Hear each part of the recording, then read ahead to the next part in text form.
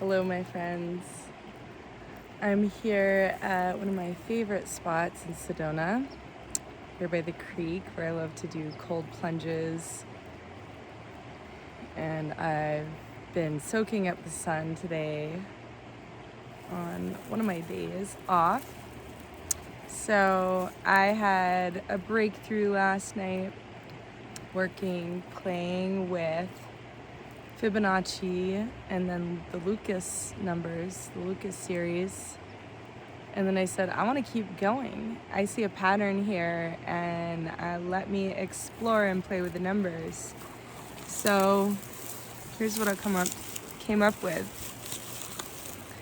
So I started here. So this is Fibonacci that we're all familiar with, and I have an episode that I go over that and show the golden spiral being created with Fibonacci, one of the early episodes. But here we have Fibonacci, 0 seated with 0 and 1. And 0 plus 1 is 1, 1 plus 1 is 2. Basically, you add two numbers to get the next in the series. And so it goes on and on, being seated with 0 and 1. And then as I showed you all a few videos ago, how I independently discovered the Lucas numbers, but this is a known series. I was playing with golden ratio raised to different integer powers and adding them together, and I found that it created this series. So I got quite intrigued. Now, I went over this before in that episode, but the Lucas numbers is very similar to Fibonacci, except instead of being seated with 0 and 1, it's seated with 2 and 1.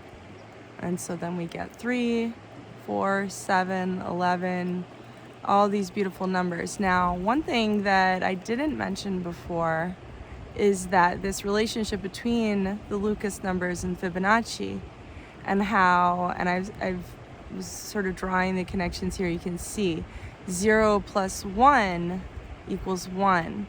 And when you take two numbers from the Fibonacci that are two spaces apart, like this one and this one, you get a number in the Lucas series. And like here you see we have 1 plus 2 equals 3, and 1 plus 3 equals 4. So the whole Lucas numbers, the whole series, is basically, you could consider it being woven almost from the Fibonacci numbers. So I said, well, then it seems like there'd be some interesting things emerge if you continue to do similar series, but you're basically following the even numbers 0, 2, 4. And so I started seeding series. And now you see this one here, it does not line up with Lucas numbers the way that Fibonacci lines up with the Lucas numbers, where you can add the two to get, it doesn't line up that way. But I just want to pause for a second, because down here I started another series where I did add the Lucas numbers together to get these series, because I wanted to continue to see the way the numbers could be woven together. Now, of course, you can all play with this on your own, but as I was continuing the two this way, where the numbers are not woven together like in this way they are, whereas these series continue that weaving pattern. And there's a lot of interesting things that emerged looking at these numbers, these patterns. But just looking at the even numbers, I started looking at the rows of numbers like this, and how interesting it was that, 1, 3, 5, 7, 9, and observing these patterns between these numbers. And sort of I would write up here how many numbers apart they were from one another. And then I would write whether the numbers were even or odd. And then I found that the relationships between these columns of numbers are very interesting. Like this one you see here, it's 8, 18, 28, 38, 48. A lot of neat things emerging. Now, what to do with this information? Great question. And that's a question I'm asking myself. I definitely saw weaving patterns come up with threads, and for sure as a way to visually demonstrate it, but and computing, of course, computing for sure, and fractalic.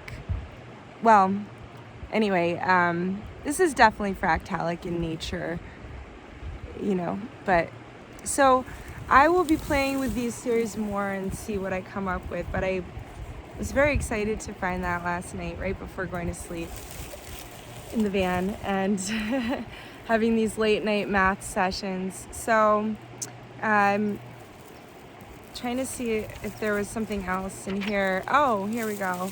I did want to bring this up with you all. So just thinking of 0D, the 0th dimension, as all one God source, love, single consciousness. There is, like, nothing exists except pure I am consciousness. And we can tap into this state of mind where we just can feel that, wow, my consciousness is all that exists. Because our pure consciousness is one and the same as the unified consciousness that it springs from in every moment. So looking at the dimensions and really like honing in before I zoom ahead to like 2D, 3D, 4D and on, it's like really honing in on 0th dimension and the 1st dimension. And what's really been solidifying for me recently is how we have, again, that 0th dimension, all one pure consciousness that everything comes from. But then what I was seeing in my mind's eye was that the 1st dimension of these individual sparkly pixels of consciousness, I saw these sort of layers. Say your consciousness wanted to move from that unity consciousness, all one, 0th dimension, to the 1st dimension.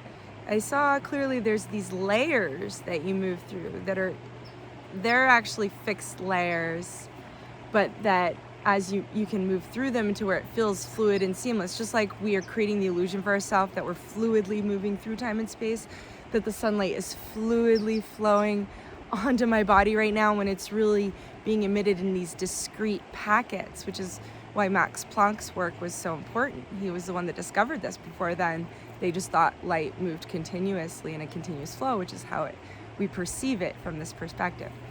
But anyway, so 1D, 1st dimension being these individual sparkly pixels of consciousness, but that if we were going to take that journey and move through, and what does that look like and feel like? What's that experience like?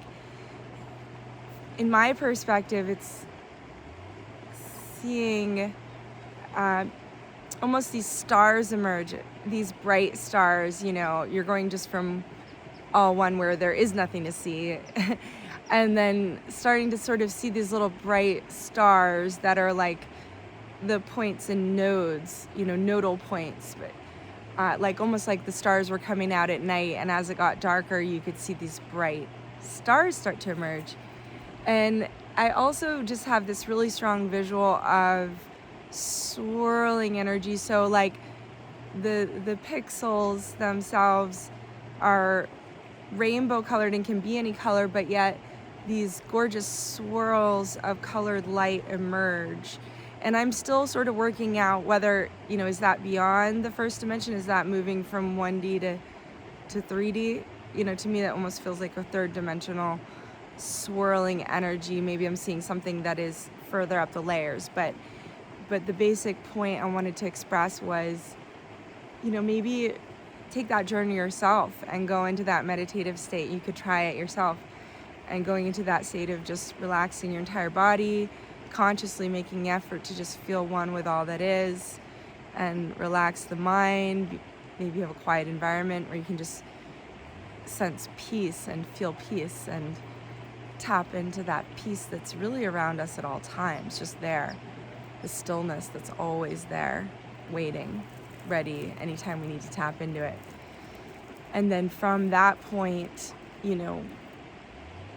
of all one consciousness, then when we rise up to form and we move through the dimensions to come into this 3-dimensional reality, this holographic reality that we're creating with our consciousness in every moment. What journey do you take? Maybe that's a better way to pose it, instead of, fully describing everything that I see. What do you see when you take that journey? I'd love to hear from anyone that experiences anything with that.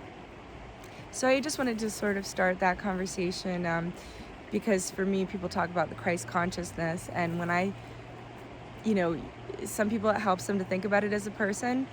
I feel like any person of that nature is essentially embodying an energy, and it's an energy that we can all make an attempt to connect with and merge with and recognize as our authority, because it's beyond a person, it's an energy.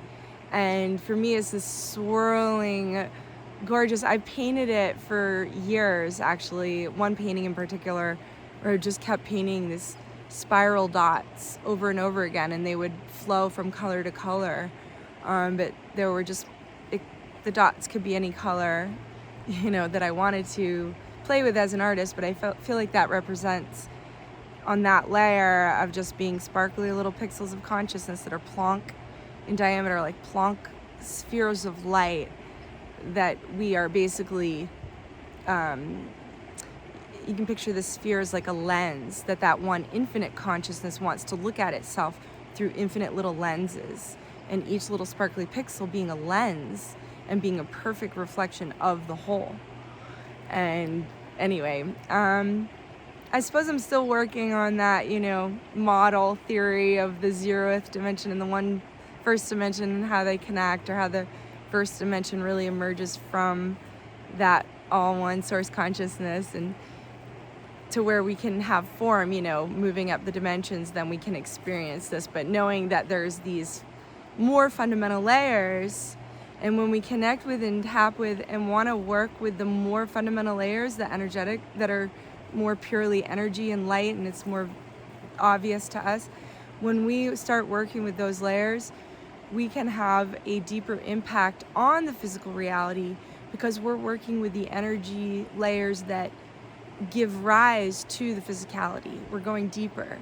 And that's why I love talking about Tom Bearden's work. And I really look forward to going into reading more of his content. It seems to really resonate with people, but he really had a deep scientific grasp on the mechanics of this. And so looking at the science and seeing how that can help us clarify what we might be experiencing intuitively. For me, this is like one of the funnest activities in the whole world.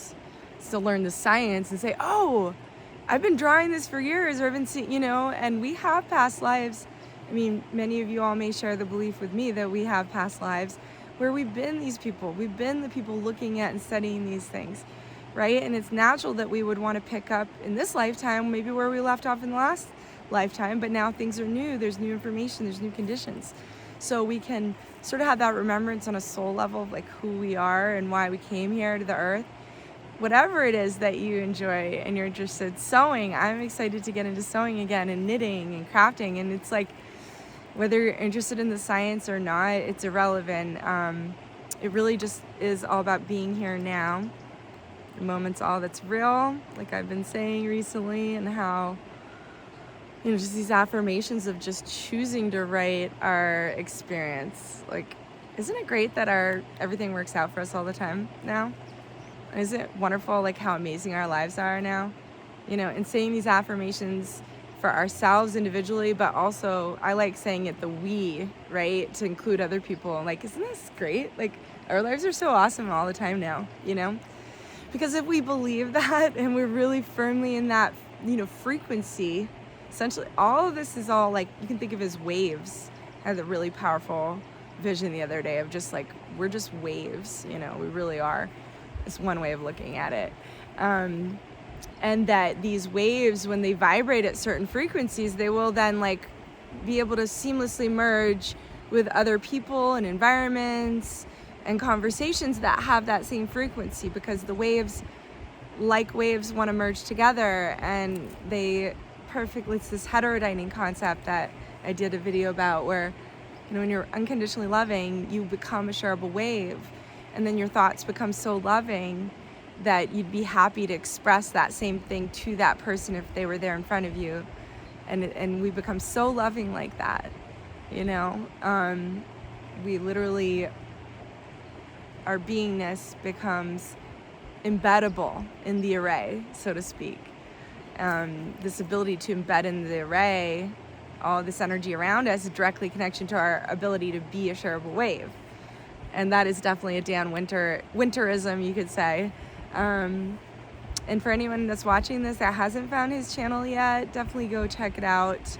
He was had a very strong influence on me, like really so grateful for the body of work that he's created that really helped me find my path in this science that seems new in a way, but is very ancient. There's a lot of evidence for that. And so we're really just remembering really the foundation, actually, of a lot of the science that is already out there. You know, it's like the science behind vortexes and toroids and these fundamental building blocks, Planck, in looking at, you know, what we know, what science acknowledges as the fundamental building blocks. So anyway, okay. Well, that's about it for now. Oh, here's a fun drawing I'll share with you. I don't think I've shared this one before. It's just open right to that. So, all right, so much love to you all. Hope that you are experiencing peace as I am right now in this moment. It's a beautiful, peaceful environment. And, yeah, okay, so much love to you all. Hope that your days are gorgeous and full of laughter and joy and bliss. All right, we'll talk soon.